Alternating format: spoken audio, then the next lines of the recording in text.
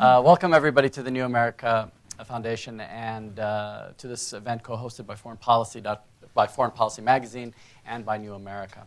And thanks to all the viewers that are watching on Foreign Policy's website as well as on New America's website, either on foreignpolicy.com or newamerica.net. This is being live broadcast and will be available for subsequent viewing afterwards. So not that that's intended to... I hope that you say all kinds of provocative things that we'll be able to use over and over. I'm very pleased to introduce them. I'm going to actually just introduce Susan Glasser and Hugh Pope and then let them have a conversation. But I'm really excited to do this, actually. I started reading the book. I'm actually halfway through, and so I actually can talk about it a little bit. But before I do, I wanted to introduce Susan. Susan Glasser is the executive editor of Foreign Policy. And before moving to Foreign Policy, she spent 10 years at the Post, most recently as the assistant managing editor for National News. She was responsible for directing a staff of 75 reporters and editors located in Washington and in bureaus across the country. Previously, the assistant managing editor in charge of Outlook. And she spent 4 years as the Post's Moscow co-bureau chief, chronicling the rise of Vladimir Putin, the rollback of Russian democracy, the Second Chechen War, and the terrorist attacks on a theater in Moscow and a school in Beslan. As a matter of fact, I heard her on the Diane Rehm show yesterday, and for those of you who didn't get to hear it, I think you can still go onto the Diane Rehm website and pick it up. And it was a fascinating conversation about what's going on in Russia right now, and Susan was remarkably impressive. She's also covered the wars in Afghanistan and Iraq, has sent daily dispatches from the Battle of Tora Bora, and returned later to investigate the corruption that let Osama bin Laden get away. She entered Iraq on her own during the U.S.-led invasion to write some of the first stories about the victims of Saddam Hussein's brutal regime. And actually, something else I'm also very, very excited about Susan's work, because I've been very close to people who have been victims of Saddam Hussein's regime, and so I found that kind of work tremendously important. Prior to the Post, she worked for 8 years at Roll Call, and with her husband, Peter Baker, she's also the author of Kremlin Rising, Vladimir Putin's Russia and the End of Revolution. And everybody's familiar with Foreign Policy Magazine. They have an amazing print edition, and they have an amazing online edition. And the online edition has stuff that's not in the print edition. You should check out both repeatedly. The Middle East Task Force at the New America Foundation, which I'm the co-director of. I never introduced myself, by the way. I'm Amjad Attallah, the co-director of the Middle East Task Force at the New America Foundation. I just assume everybody knows me. And so we're very pleased to have Foreign Policy upstairs. We're very pleased to be working with them. Hugh Pope is the author of Dining with al-Qaeda. Now, I have a very summary bio for him, which I think does not do justice after reading the book or after beginning the book. He's the Turkey-Cyprus project director for the International Crisis Group. He's based in Istanbul and writes reports on EU-Turkey relations, Cyprus, and Turkey's ties with its neighbors. Until taking up this post in 2007, Pope was a foreign correspondent for 25 years, most recently spending a decade as a Turkey, Middle East, and Central Asia correspondent for the Wall Street Journal. He got his BA in Oriental Studies, Persian and Arabic from Oxford University, and he's also the author of Turkey Unveiled, A History of Modern Turkey, Sons of the Conquerors, The Rise of the Turkic World, which was an Economist magazine book of the year. His latest book, Dining with al-Qaeda, 3 Decades Exploring the Many Worlds of the Middle East, was just published. Now, I just wanted to say a few words before you guys got started about the book, because I actually studied the Middle East as a student. We didn't call it Oriental Studies in the United States. It was called Middle East Studies, but with a concentration in Islamic nationalism and Jewish nationalism. And I wish this book existed when I was a student. It is unbelievably readable. The Economist did a review of the book, and I thought that they caught 2 good pieces from it that I wanted to share with you. Palestine is yesterday's news, sighed a board editor as he rejected Hugh Pope's offering. It was a familiar reaction. Mr. Pope, a principled and thoughtful reporter, tramped the Middle East for 30 years in a forlorn bid to decipher its subtleties to a Western readership encased in its own prejudices, moderates versus radicals, an Arab-Israeli peace process that would work were it not sabotaged by Palestinian violence, Islamic Iran as the mortal enemy of the Western civilization. After his long time on the road, Mr. Pope's sad conclusion is that all the words he wrote and all the risks he took had made no perceptible difference to the crude way a largely insensitive and meddling West views a dysfunctional region. Now, that last sentence I'd have issue with. The journal declined, there was another piece that they wrote, that Mr. Pope had a plum job with the Wall Street Journal and respects the Journal for being an honest newspaper. But all the same, he had deep trouble with its editing criteria, especially regarding anything destined for its coveted front page. By means of omissions and headlines, editors, in his view, would turn out finished stories that were politically correct in the context of America's pro-Israeli and anti-Islamist beliefs. The demand, particularly concerning Arab-Israeli affairs, was for upbeat stories regarding good news about what the author calls the virtual world of the peace process. Now, Hugh actually in his book describes it a little bit differently. And I thought that this actually sums it up even better than The Economist. And I wouldn't be surprised. They didn't get you as well as you got yourself. Above all, this is a book of stories, from unexpected hiccups with my Egyptian girlfriend to reeling from explosions in the Iran-Iraq war to enduring 10 weeks trapped in a forgotten, besieged, and famine-struck Sudanese town. Rather than trying to fit every idea into any single political or economic scheme, the artificial, virtual framework the traditional news reporting uses to explain events, I have allowed myself to go with the flow of the truer and more interesting confusion of everywhere life. We're actually trying to imitate what Hugh has done with something called the Middle East Channel on foreignpolicy.com. It's a website within a website in association with Foreign Policy. Blake Hounshell, an editor of Foreign Policy, is one of the editors. David Kenner and myself and Daniel Levy, who also runs the Middle East Task Force, the New America Foundation, and Mark Lynch are all co-editors. And we're attempting effectively something very similar to what you've done so remarkably well. If we can even catch a small flavor of it, I think we'll be successful, which is to capture vignettes without attempting to force them into a preconceived ideological structure or framework of what's happening in the Middle East across all fronts.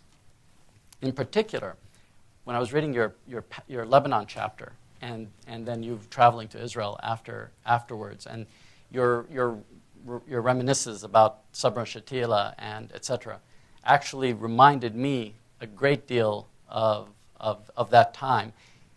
This is not a textbook. It's not a boring textbook with lots of facts and figures. And this is a story. And the stories are about your life. But by watching your life in this, you actually learn more about the Middle East than I've read in any news reporting. So I'm really grateful for this book. I think everybody should make sure to get one before you leave if you haven't. And I'm really looking forward to the conversation. Thank you so much for joining us.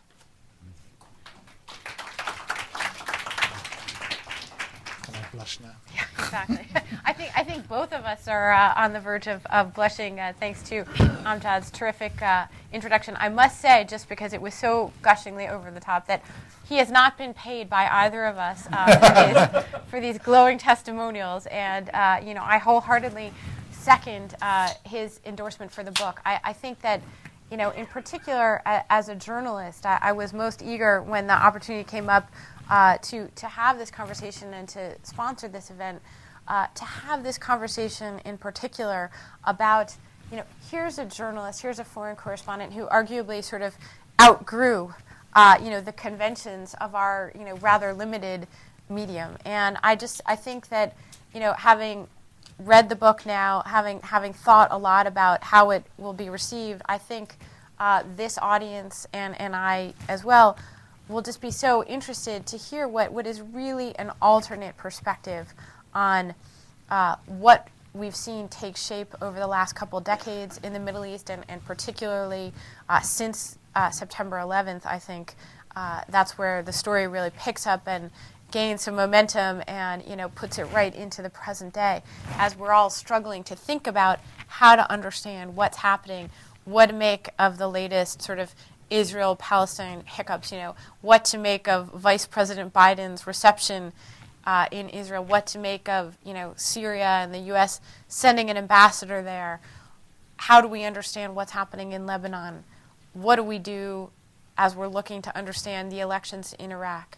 These are all still the stories, and I haven't even mentioned Iran. You have some just priceless stories from Iran to relate to this group.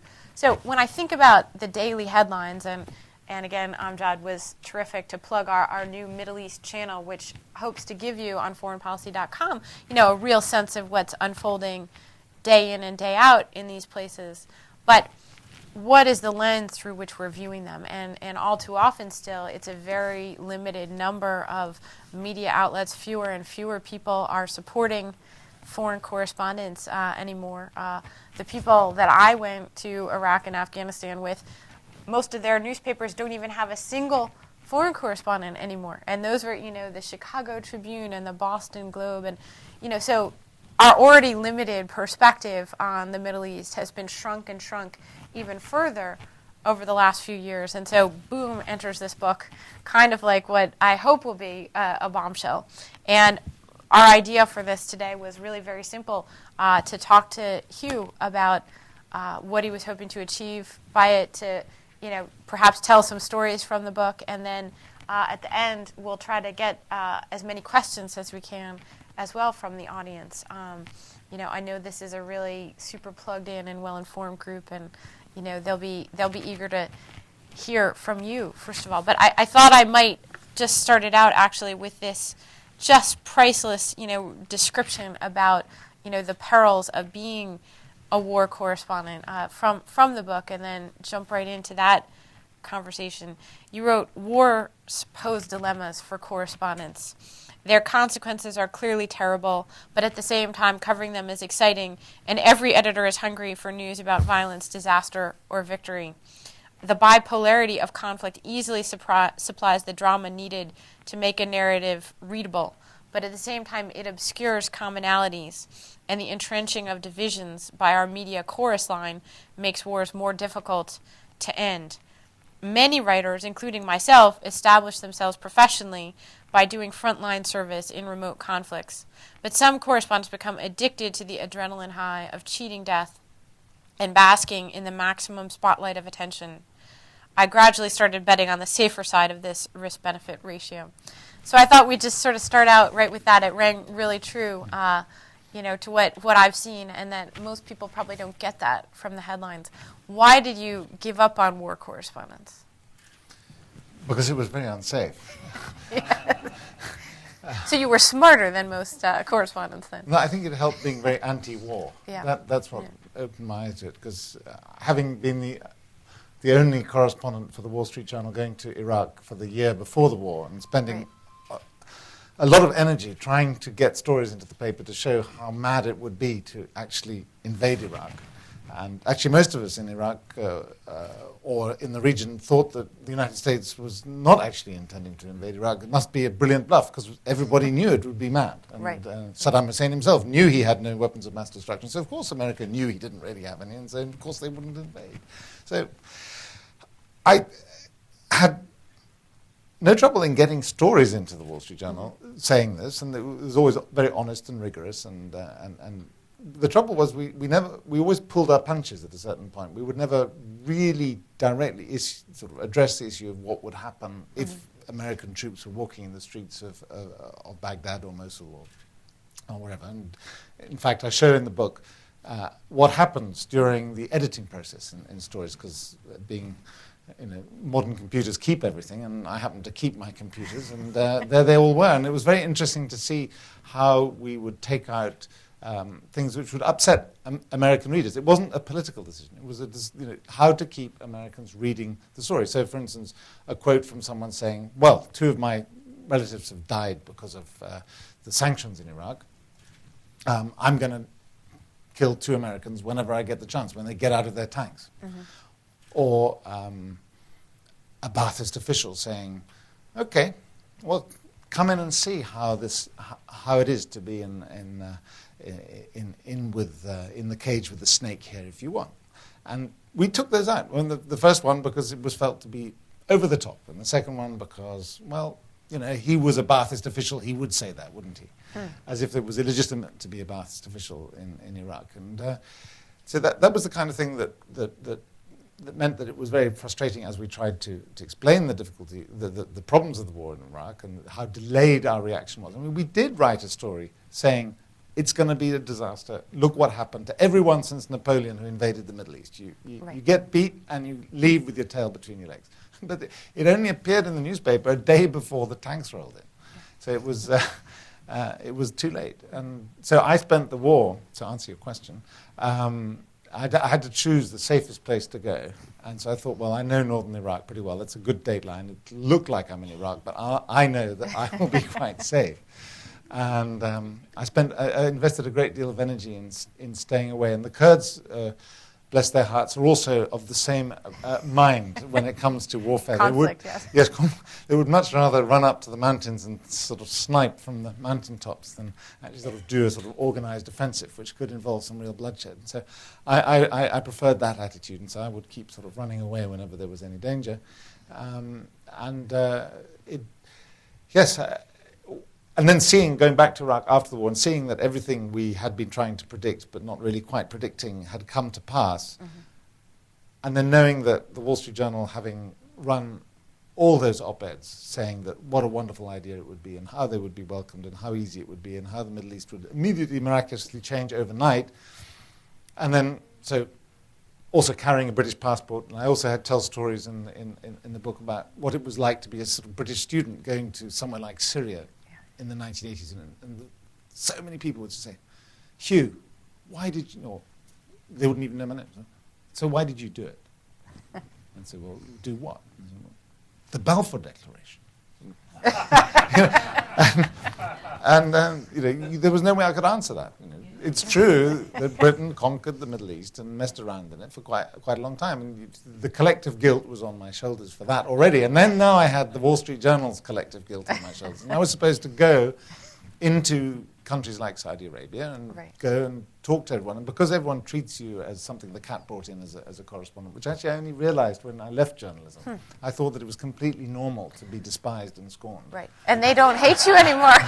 No, I joined a wonderful group called the International Crisis Group, which is basically everying I hoped journalism would be. So you're well received. Yes, suddenly. And then literally I will go to diplomats. When I changed, I remember the head of a mission said, "Oh, Hugh, how wonderful. You're not a journalist anymore. Please come around and have lunch." So we sit down and have lunch. He treats me wonderfully. I feel great. But when I looked at my notebook afterwards, of course I felt included, but it was much the same thing that had been said. But they're nicer about it. But they're much nicer about it, and there's a sense of confidence, as if journalists are inherently dangerous and not trying to do a good job, whereas I think that most journalists go into it with really high-minded intentions, and most people are scared of journalists, and so they don't get told the whole story, which means that you spend a lot of time going around picking up crumbs, and once you've got enough crumbs, you put them together and you say, well, here's the cake. And when you do that in a Middle Eastern country, because it's so untransparent, you're having to go from palace to bazaar to barbershop and in each place you'll pick up a crumb about the reality of the place, and then you have your story. But to do that, to get the right variety of crumbs, you have to be truly self-confident. And I always felt that because I'd always refused the advances made by intelligence agencies, and I know that I've been approached by 4 countries in my career and refused them all. But knowing that I'd refused them all gave me the sense of a sort of magical cloak of innocence which would protect me. But after the Iraq War, what with my British guilt, my Wall Street Journal guilt, my generic difficulties after my colleague Danny Pearl was killed, honestly going for a story, and someone who was the most extraordinarily advocate for justice in the Muslim world, even though he was Jewish. Why shouldn't he do that anyway? But he represented everything that was good about our journalism, and yet they just chopped his head off. Yeah. And I just thought, well, what's my... A, it doesn't make much difference what we write, and B, I feel bad about it, and B, C, I can't go and talk to everybody anymore. So then that's why I thought I would try a new approach.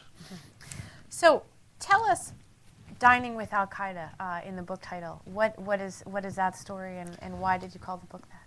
Well, to attract attention, of course. So you haven't lost all of your journalistic impulses? But you have to choose a title, and that was the one. It started out as Eating Chinese with Al-Qaeda, but someone pointed out, Andy Higgins actually, pointed out that it sounds like I'm a cannibal, and so we had to change it. But what happened was that after 2 months after September the 11th, there remained the really undiscussed issue of what those 15 Saudis were doing on the planes that crashed into the various places in the United States. And I happened to have a visa to Saudi Arabia, so I thought, well, I'll go and see if I can rustle anything up. And the way things go is you talk to one person, get to another, and so forth. And by the last night, I had arranged a meeting with someone who was in the same Qaeda camps with most of the young Saudis who were on those planes. Now, there's something in journalism that the last night is the night where you know that you have to pin down that absolutely electrifying quote for the fourth paragraph, or the character that's going to make the story sing. And that's exactly what Danny was trying to do when he fell into the trap in Karachi. But I left my hotel. I had a 3 o'clock in the morning plane. I took all my baggage, and I didn't tell anyone where I was going. In those days, I still hadn't realized there was danger, even though I'd been around the block a few times. And I found myself with my friend, and the man from the camps came in. And he didn't shake my hand. He didn't say anything to me. And he sat down next to me and said that he thought that he said I should kill you. And it was so bizarre that I didn't really react immediately to it. And I said, well, of course, surely, no, this is quite unnecessary, I assure you. And I talked about it in a very conversational tone, but he was very, very insistent about it. And I said, well, no, I was trying to sort of search my mind. I remembered that there was something in my university history books about how a traveller in the lands of the Muslims, if he has the right permission, cannot be harmed or something. Right, yeah. So I said, well, a traveller in the land of the Muslims, he cannot be harmed. And he said, well, what is your permission? I thought, oh, God, well, how can I say I've got permission? I've got a visa, but the visa's it's not a journalistic visa, it's a business visa, because Saudi Arabia is hard to get into. I've got a business visa. So shall I show that? Is the Ministry of Information, what will they say? And there, of course, it's after 2 o'clock, so no one's there.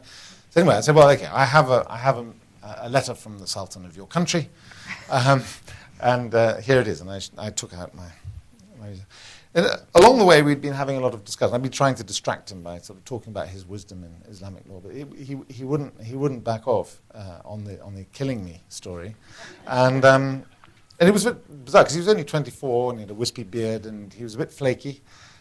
He would say things like, when I argued, well, surely you don't need to kill me because look, we can all approach the Quran with our heads and reinterpret for our days. You don't necessarily have to kill everybody. And he said, no, you should never use your head. You should just use what you think the Quran means. And it was a very jihadi kind of experience. But finally, he read my visa, which was a very long and complicated piece of paper thing stuck into my passport. And then he said, well, it's all very well. You have permission from this king, but I don't recognize him. Right, because they're at war with the Saudi government, too. Yes. And I said, but then I clinched it. I said, yes, but the Friday prayers are read in his name, aren't they? And he said, yeah, you're right. Okay, all right. And then we went out for our Chinese meal. So this is really actually testament to an Oxford education, is more than anything, right? No, the chief benefit of an Oxford education is that no one ever asks you what you know, because they assume that you do know. And I've never, until I had to apply for a work permit in Turkey, I had never shown my Oxford University's degree certificate to anybody. What would they ask for? Yeah, the Turkish police wanted to see it. I don't know what they made of it. That's amazing. So you talked a lot in the book about what it is that this sensitive American audience that the Wall Street Journal editors were editing for. What is it that you think Americans were perceived to be too sensitive to handle? What is it that Americans are missing about the Middle East that you wanted to communicate to them but were unable to? Mm-hmm. Well, it's an incremental thing.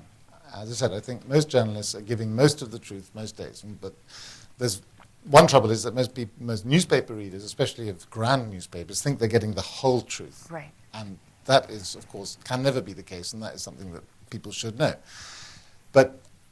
And there are certain generic problems with faraway countries. How can an American who is 100 times richer than the average Afghan understand what it's like to live in an Afghan mud brick village?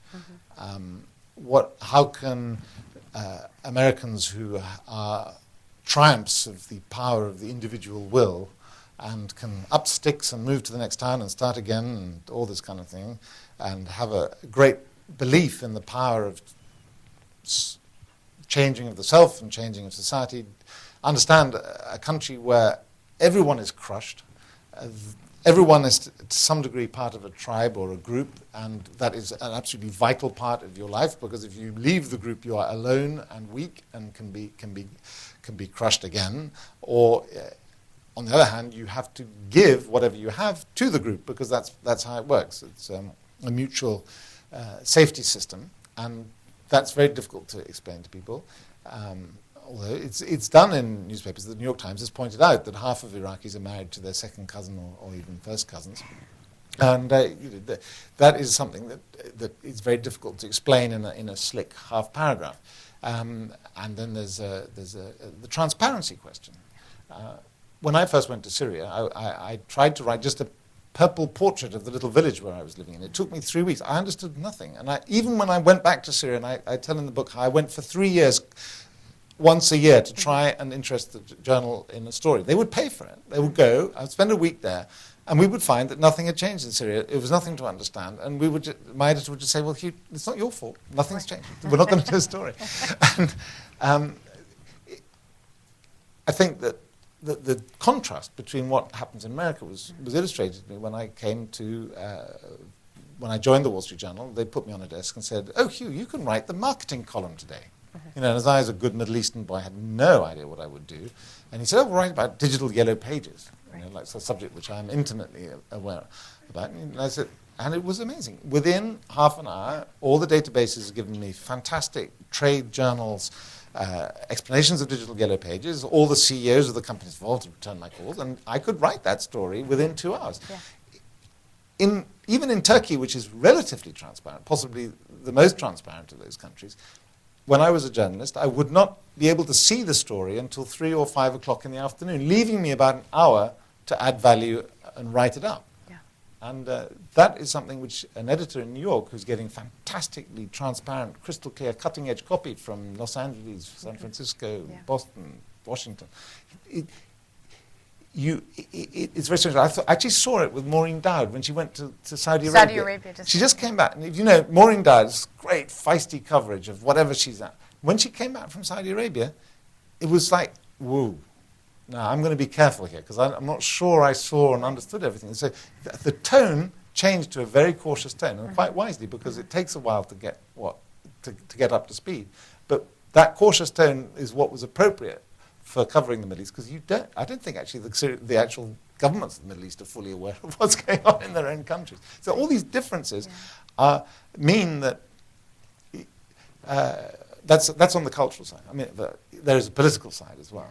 I mean, obviously, lobbyists are pushing writers like me. Now, for instance, if you write when I was writing for the Journal, if I wrote Palestinian refugees living outside Israel-Palestine, that would get a small sack of mail saying they're not all refugees. They are refugees and their descendants. Write it that way. Or Palestinian refugees forced to leave Palestine. It's fled. And you would therefore err on the side of caution. Over and over and over again, day after day after day. And each time you erred, it was like another brick that you'd put in the wall of incomprehension between America and the Middle East. And it's a very subtle, incremental thing, but it took a long time for me to realize how it worked. And indeed, in fact, when I was writing it, sometimes I was thinking, oh, gosh, that's why it was like that. I was struck by, although in general you do make a point of saying that individual journalists are, mostly motivated by really good causes. They're not looking to actively mislead people. You had criticism, but also praise, I think, for the professionalism of some of the people you dealt with at the Journal. The Israel thing seemed to be the real exception, though. The idea that that was consciously at times being taken out of your stories, or that was in a way the third rail of what you discovered you couldn't write fairly and accurately about, like what factor that was in Iraq, for example. Mm-hmm. Yes, exactly. That was the example that I had all the editor's comments when I was writing about the Ba'ath Party, just after the war. And at that time, of course, the State Department planning for the post-Iraq period included rehabilitating the Ba'ath Party as the actually only people who knew how to run the country. And so we assumed that that the American government would actually implement its own plan for the post-war period. The government chose not to implement its own plan, but at the time we thought that the Ba'ath Party was going to be quite important. So I wrote a story about the Ba'ath Party, what that meant, and where it came from.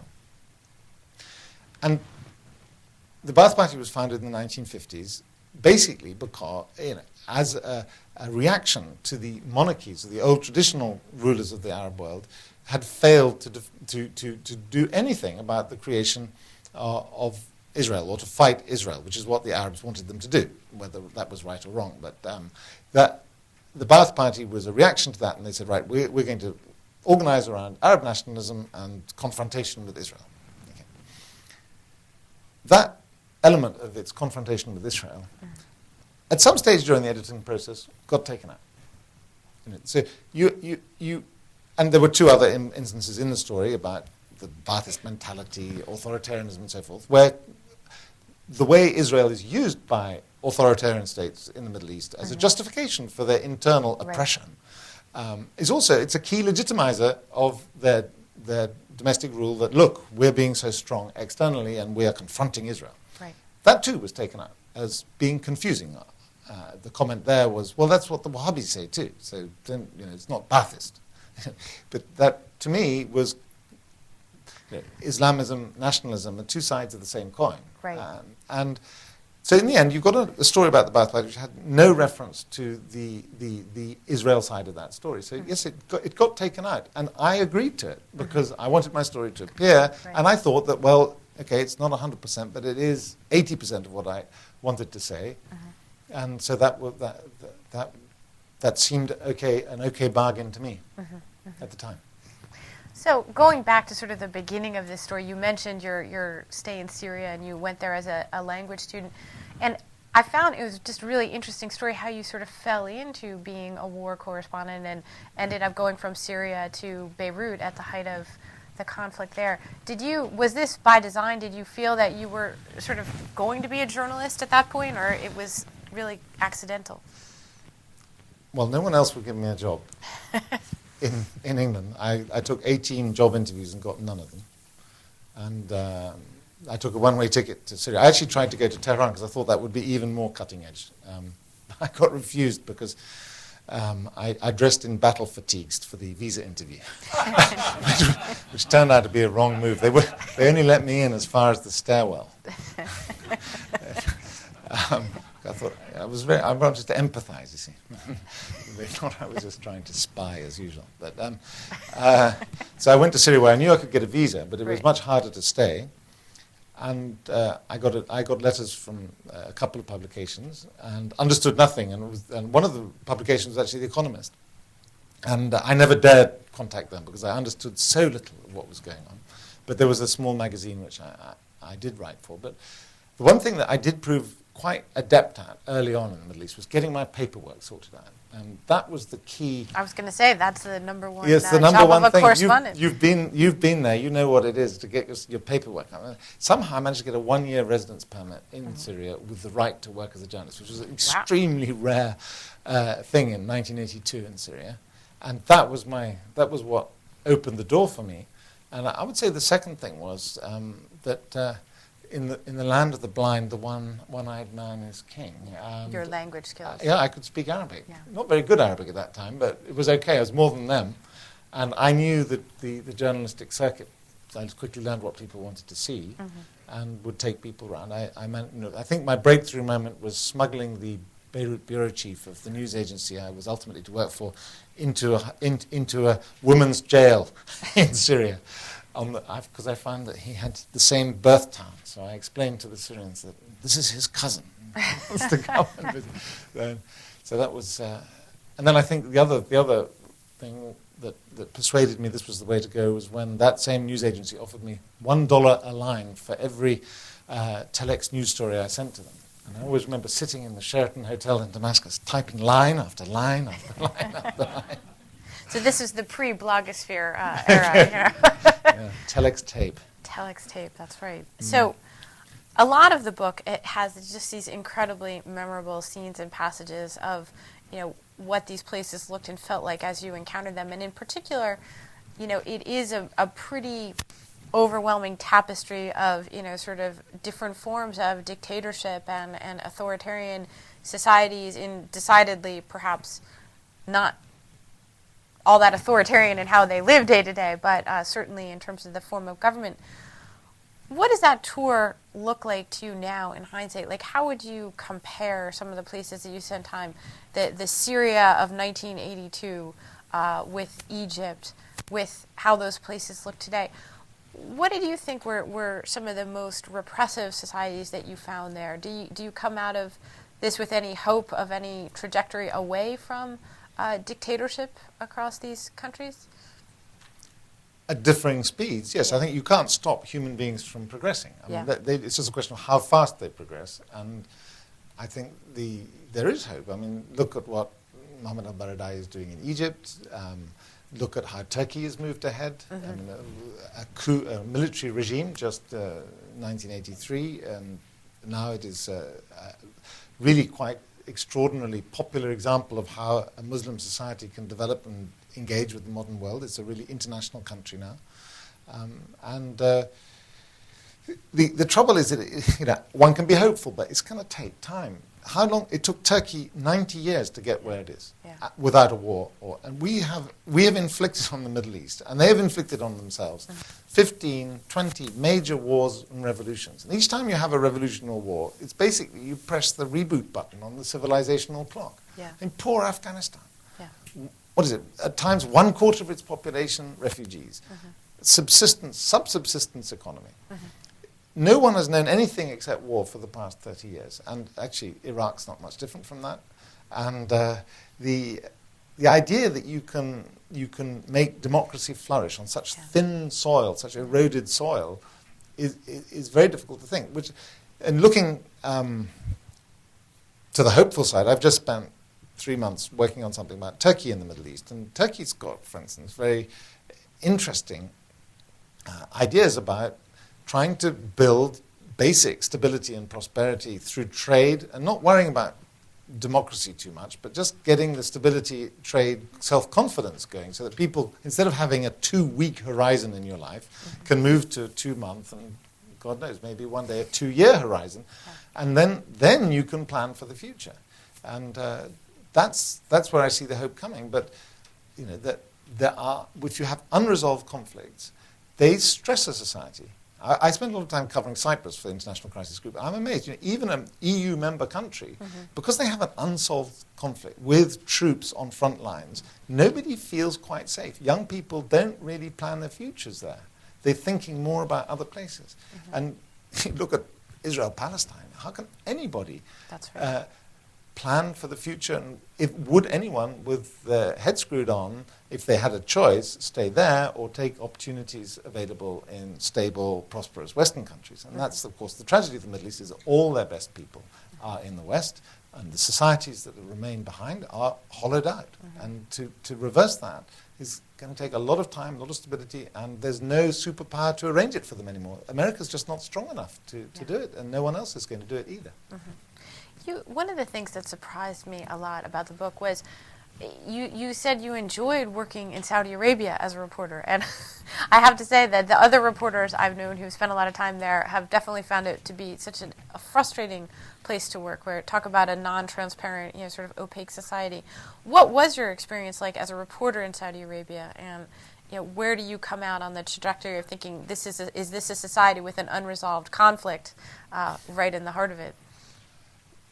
Well, Saudi Arabia is a little special because the Saudis have been running, the Saudi family has been running that country on and off for 300 years, and it has not had one of those revolutions or wars. It nearly got one, but America saved it from it in 91, if you remember, or 1990. But you have a society that has its roots still in place. The thing is, it's a bit weird. I mean, lots of countries are a bit weird, actually, but that doesn't mean to say they're necessarily bad. And because they're so rich, and because the wealth is so concentrated in a certain group of people. But I think, it takes a little time to get to know a place. The first reporting trip I made to Saudi Arabia, I ate alone, breakfast, lunch, and supper, for 14 days.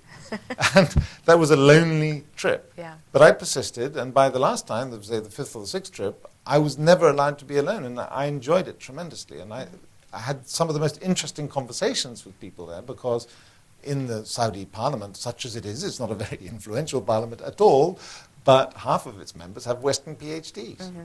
And that makes for a lot more interesting conversation that you're going to have in a country where there are no real Western PhDs, or just a handful. Mm-hmm.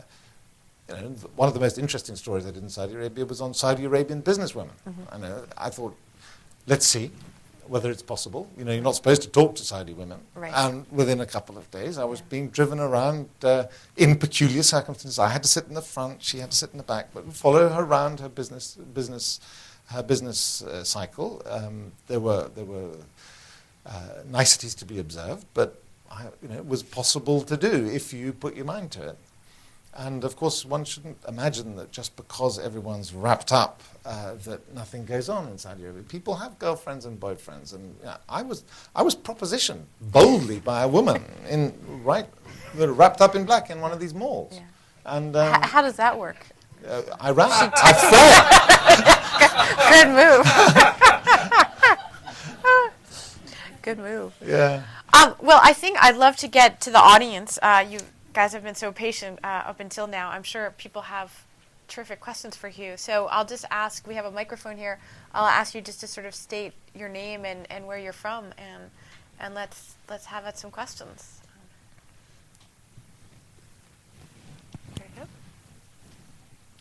Hi, excuse me. I'm Matt Duss. I'm at the Center for American Progress.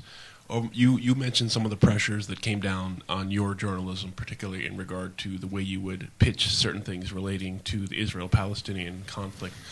Over the past few weeks, there have been relating to some of the tensions arising from Vice President Joe Biden's visit and the announcement of 1,600 new homes in a Jewish settlement outside Jerusalem, and then following up that with General Petraeus's testimony before the Senate Armed Services Committee, where he made a reference to the role that the Israeli-Palestinian conflict plays in fomenting anti-Americanism in the region. I'm wondering what your thoughts are on that. If you've looked at some of the commentary arising from that, there seemed to be a real faction in American foreign policy that is just completely resistant to the idea that the U.S.-Israel relationship has any kind of negative externality for the United States at all, or if you've noticed any kind of change in the debate over this issue in the last few years. It's night and day.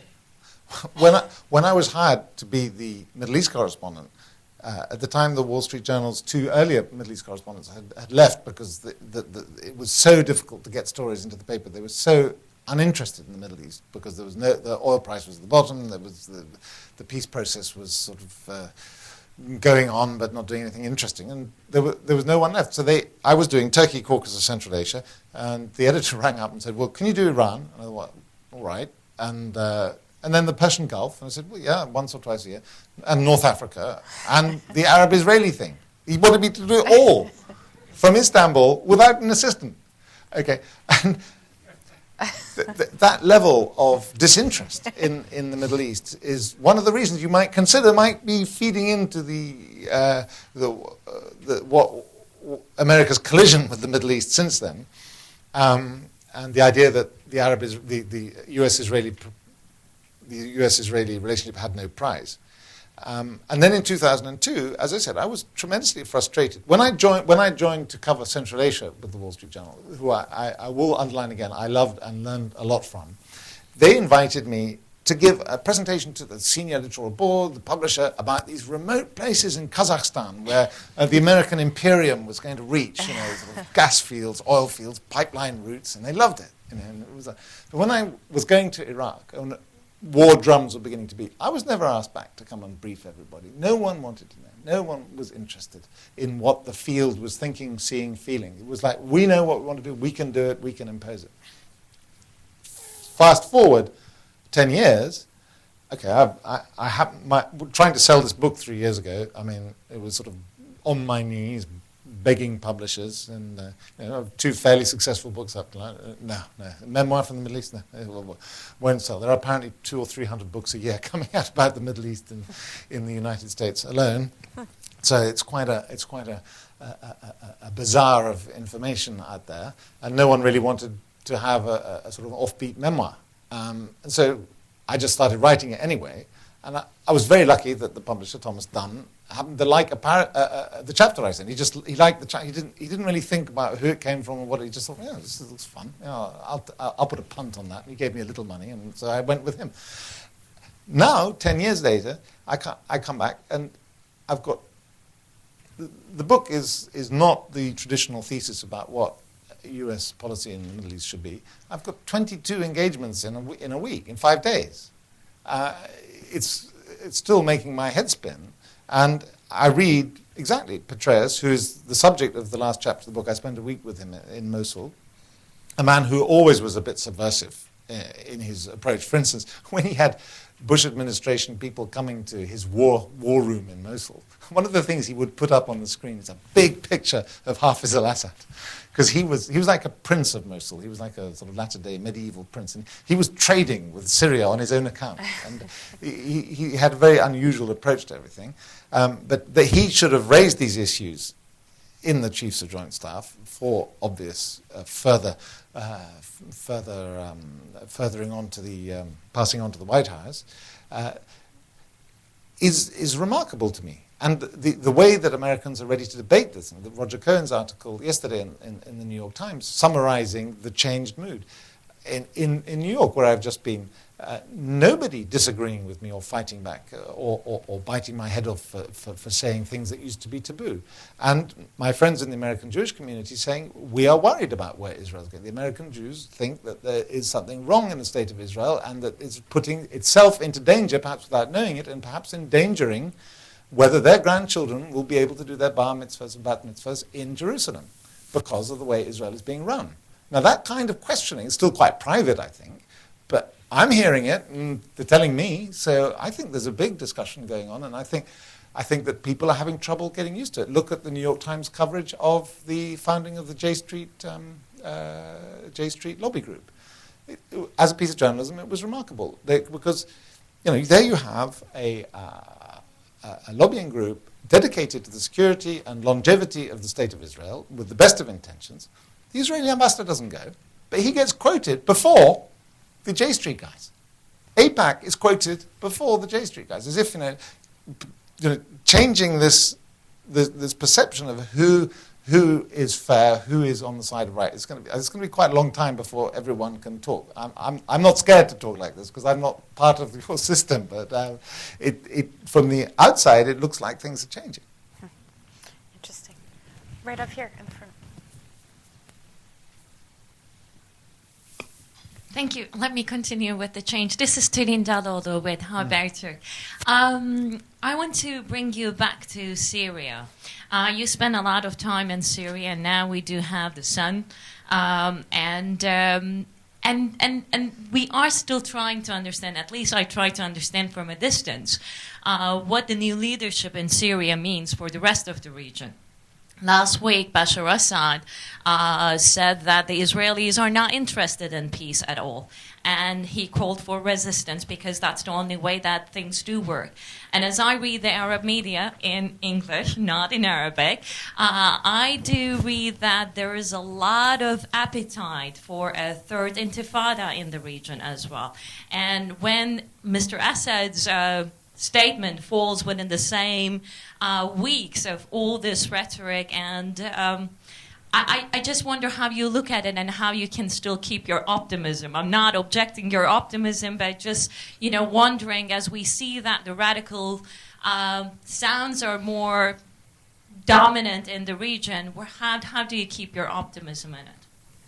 I think a lot of this rhetoric is for domestic political consumption. I mean, as you said, he's the son of the leadership. He's still got to establish himself, and Syria is what it is. And the point about the region, I think, is not. I think that actually to see it as radicals versus moderates is now increasingly not the whole picture at all. I think that you've got Qatar is now playing a role in inter-Arab affairs. Turkey is playing a role in Arab affairs. There are changes there. Saudi Arabia and Syria are now talking to each other. There are these extraordinary changes we're beginning to see in Egypt. I don't think it's a static situation, and I think that to steal a phrase from the Quran, enjoining the good and forbidding the evil is what everyone from the outside world should be doing. When there is progress and hope, it should be supported. And if someone is trying to stir up violence from whichever side it is, they should be stopped. And I think that's something that President Obama has done on the Israeli side, and I suppose others who have influence with Bashar al-Assad should. I mean, stirring up conflict in another country is never good for world peace, is it? I mean, and especially if you're doing it, as I suspect is often done in all these countries, as a way of saying, I'm a strong leader, support me. Do you, just to go back to this question on the third intifada, so you also think that is really more for populist political consumption, or is there any real threat of that? Within Israel-Palestine, that there's a dynamic there that is clearly febrile and tense, and that's the trouble with allowing a situation to get frustratingly stuck, is that then people start trying other methods. But I think that when it comes to Syria's intervention, then it's a different matter. I would separate the two. Mm-hmm. Yeah, that's a good point. Right here in the back. Hi, my name is Tara McKelvey, and I'm a fellow with the Alicia Patterson Foundation. And I liked your story about how you didn't get killed. Yeah. And I also liked what you wrote about Danny Pearl. It was very honest in your book. And you say in your book that from the very beginning, it was already decided for Danny Pearl. And I'm just wondering if you can talk about the dangers for journalists, with the David Road kidnapping and how it is to cover this area.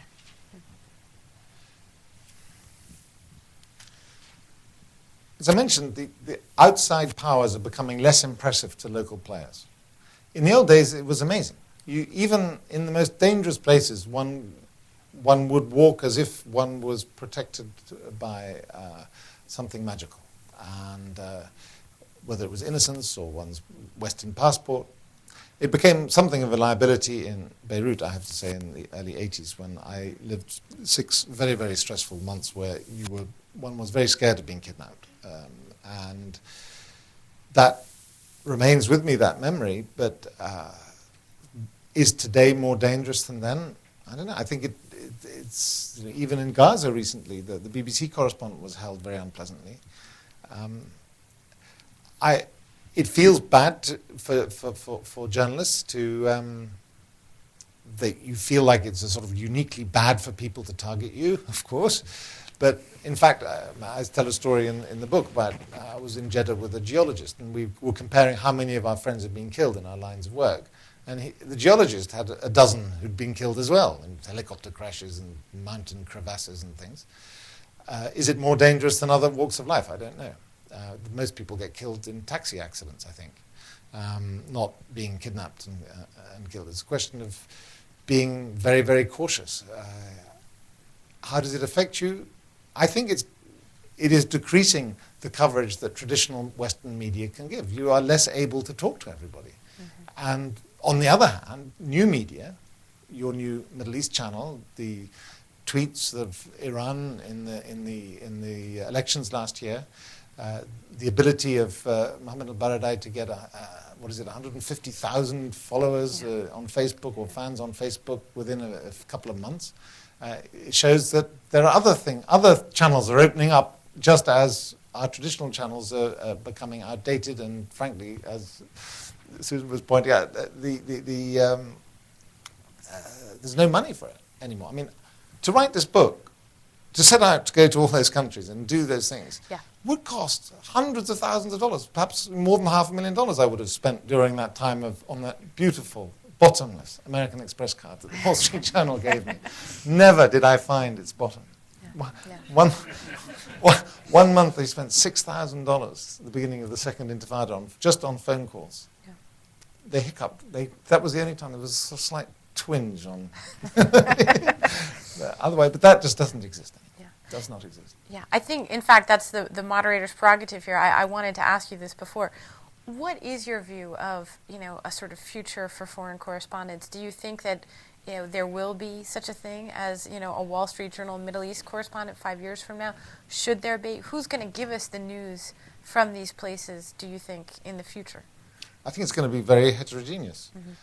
My colleague Kim Abbott has published a story on how people like me who've moved from journalism to NGOs, and that it's not just writing NGOs like Crisis Group.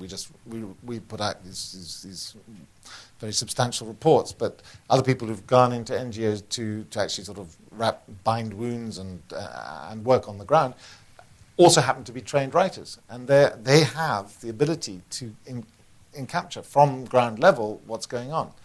Of course, how that all gets turned into that wonderful process of editing of a newspaper where everything gets organized into a structure that allows people to very quickly absorb the relative value of all the news, which is at least half of the value of the story, even if I'm complaining about it at the same time on the Middle East, there is a value as well.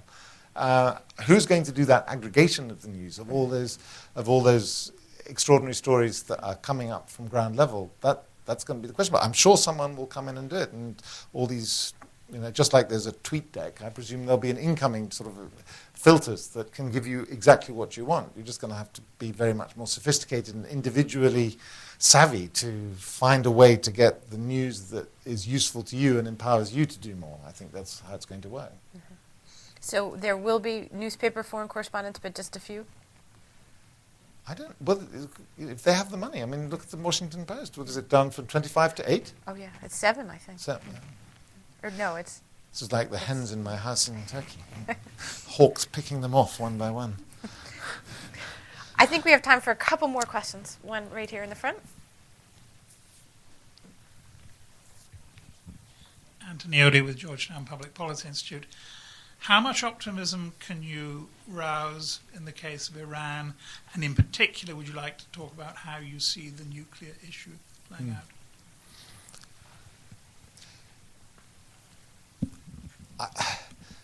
Iran is a very interesting place. I mainly studied Persian, and for me, Persian culture is one of the most civilized things in the world. I love medieval Persian poetry, and I have a whole chapter devoted to medieval Persian poetry, which the Wall Street Journal... And your quest to get it into the Wall Street Journal, actually. They ran the story, but I couldn't get it on the front page. He was dead. He did die 600 years ago. Yeah. But why I bring that up is the context of it. I think maybe I've been in Turkey too long, but there are things that I like about the way Turkey thinks about Iran. Look, on the nuclear question, it's not just Ahmadinejad who wants to make the bomb. It's the whole of Iran wants to make the bomb, basically. I mean, apart from a few dissidents. So the problem that the world has is with the whole of Iran wanting the bomb, not just the regime. Secondly, is those of us who covered Iraq in the 1990s and 2000. Sanctions only strengthen hardline regimes. So, and thirdly, no one has the power to take out that nuclear program. The best that anyone has ever said is, we could set it back for 2 years, and that would be somehow be a plus, while you would have created a whole new generation of problems in the Middle East through some difficult intervention. So